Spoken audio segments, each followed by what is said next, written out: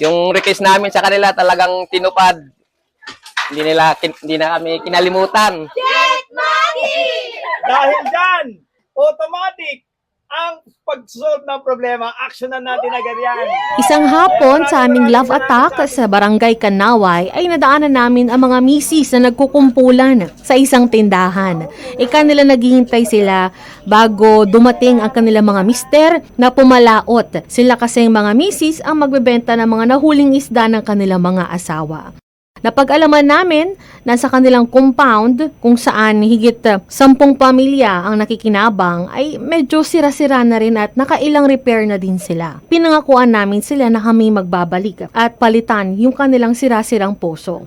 Kaya naman ngayong araw na to, ang pangakong iyon ay matutupad na dahil pinalitan na natin ang kanilang poso ng isang brand new na Jetmatic. Yung request namin sa kanila talagang tinupad. Hindi na kami kinalimutan. Kaya maraming salamat po sa sa pag-aksyon nyo sa puso namin. Hindi na siya masyadong mahirapang bombahan. Hindi gaya yung dating may kunting sira.